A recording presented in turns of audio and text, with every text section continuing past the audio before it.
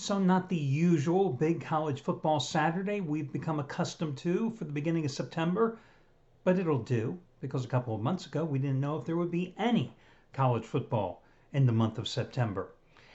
But with that, there comes a couple of caveats. I've always maintained that the key in college football on Saturdays when you have 50, 60 games, you've got to narrow down that card and you've got to find that handful of games where you've isolated games that have bad numbers. And there's always going to be games that have bad numbers because the odds makers can't ever have a firm grasp on every single game on the card. It's just impossible. And it always bears fruit. You will find 4 or 5 games where the numbers are just whack. Well, we don't have that this year because look at the card today. There's only a handful of games, period. But there still will be 1 or 2 that you will isolate and you'll look at a game and on face value go, that number just can't be right. Now, the other thing is that I've always maintained that in the opening 3 weeks of the season, no matter the sport, that it's the only time we have an advantage over the odds makers because they don't know anything more about these teams and what to expect when we see them on the field than you or I. And this year, because of the pandemic, it bears even more fruit because there are no spring practices. There's no summer camps. There's very little to really evaluate these teams. They haven't read anything more than we have about these teams. So many of these teams didn't have any practice sessions. Some of them had their camps interrupted. So really, the playing field has literally been leveled. And again, the advantage is ours. So here on the video report on Thursday, I gave you an easy free winner on the Kansas City Chiefs. And today I'm going to dip my toes into a conference I've never been a fan of. That's being the ACC, the early game between North Carolina and Syracuse, the late game between Florida State and Georgia Tech. So let's start with that one. Florida State, Mike Norvell, 9 months after taking the job, taking over this Tallahassee-based program. Listen, he did a great job at Memphis without having grade A talent. Now he comes into Tallahassee. A lot of that talent has left Florida, but it's still around. And he takes on a program that has some good talent. Now, Willie Taggart did not get the 5-star and the 4-star athletes that years ago Bobby Bowden did.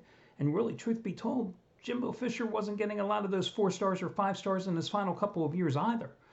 But the cupboard isn't exactly bare, especially defensively. The Seminoles have some talent there.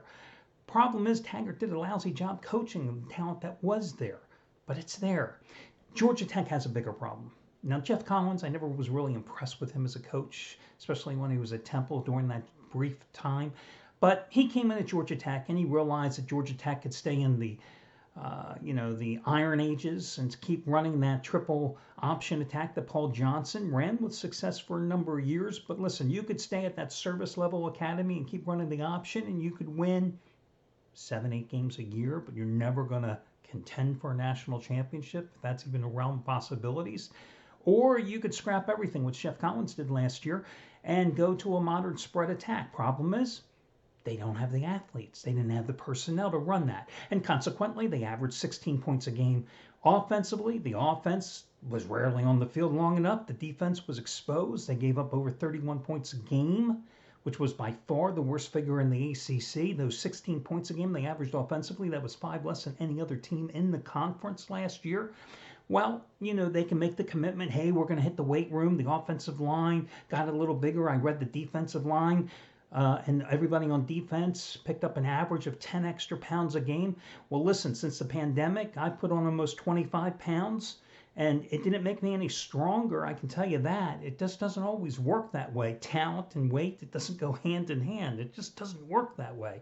So Georgia Tech might be bigger. That doesn't mean they're any better. And that system offensively isn't necessarily going to gel. And I find it kind of interesting today. They had a 4-way battle for the quarterback job. And the winner is a guy by the name of Jeff Sims. And ironically, this is a guy who was a junior playing in Jacksonville, committed to Florida State back about a year and a half ago as a junior, then renounced his commitment and eventually came to Georgia Tech. Now, listen, he was a very highly rated prospect, a 4-star. And, he's has a good arm, played at the highest level in Florida football. I think it was the 8A classification. going back to his native state. A lot of pressure on him today. I think the biggest thing here is that Florida State has the better defense. Florida State's biggest problem offensively last year was an offensive line that was like a sieve. I think they gave up some 47 sacks a year ago. James Blackman has some veteran experience at quarterback. He's very erratic, though, with his arm. But then again, when you're getting sacked some 40-plus times, So I'm willing to lay the points here. I think that this might be the most winnable conference game for Florida State this year. And listen, this is a team that's really sucked in terms of its conference home opener for years. They better win this one. So I'm going to go with Florida State. I think it's a very manageable number today and lay it with the Seminoles. Your other game. Oh, by the way, before I get to the North Carolina-Syracuse game, quick reminder. Today, second biggest discount coupon of the entire year and the biggest one through the Super Bowl, 27% savings on your total purchase price.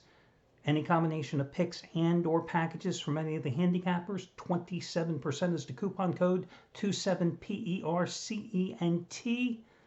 It's that easy. Check it out on the homepage of the site. I'm going to go with North Carolina, minus 23 points at home against Syracuse. Listen, this North Carolina offense put plenty of points on the board last year, and I think they're going to do the same as well. You got Sam Howell at quarterback, who threw for over 3,600 yards and 38 touchdown passes last year and only 7 interceptions his first year as a starter. You've got 2 1,000-yard receivers back. You've got 4 out of 5 starting offensive linemen back. You've got Michael Carter, who was a 1,000-yard rusher last year, and you've got a Syracuse defense that has been revamped. They're going that 3-3-5 defense, which is a kind of a gimmicky type of thing. Listen, the Orange couldn't play defense last year, and you've got a new scheme. And the thing is, it may work, but did you have spring practice to work out the kinks? Did you have a summer camp to work out the kinks? I think you got problems. And also, I think Syracuse has some problems offensively here, too. You've got, you lost your leading rusher a year ago. The 2 guys who were expected to be your top 2 running backs this year both opted out because of COVID-19 concerns. You've got an offensive line that allowed 35 sacks a year ago. So even though you have a veteran quarterback and Tommy DeVito coming back, I think the Orange have some problems. Now, North Carolina was not very good defensively a year ago. So, of these 2 picks, although I think North Carolina will put a lot of points on the board, I think Florida State is a slightly better selection, and that's how I rank them. Florida State, then North Carolina. That'll do it. I wish you well.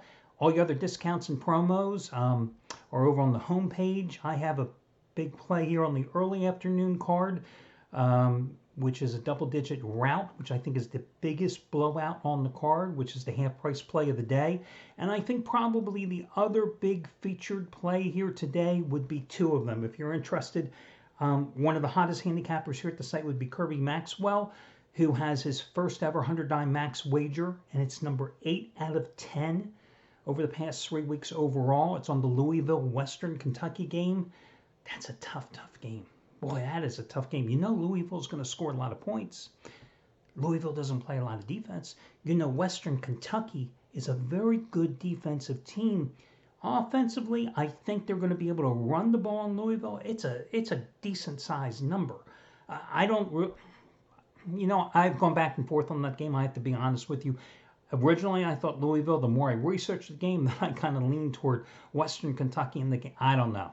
He loves the game, obviously. What can I tell you? I mean, I can't go one way or another on that particular game. So that's somebody to check out. And also props real quick to Chuck O'Brien, who won for a 5th consecutive day yesterday, cashing in with his second ever 100-dime play of his career in the NBA on the Celtics, who closed out that series last night. The other play I kind of like tonight, too, by the way, I like the Lakers to close out the Houston Rockets. I mean, listen, you're down 3-1, they being the Rockets.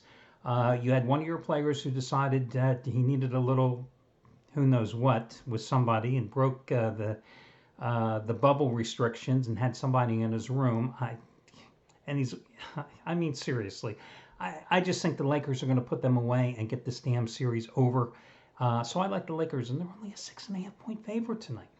It's over as far as the Rockets are concerned. So that's the other play I like too. That'll do it. Good luck, guys. Talk to you again tomorrow.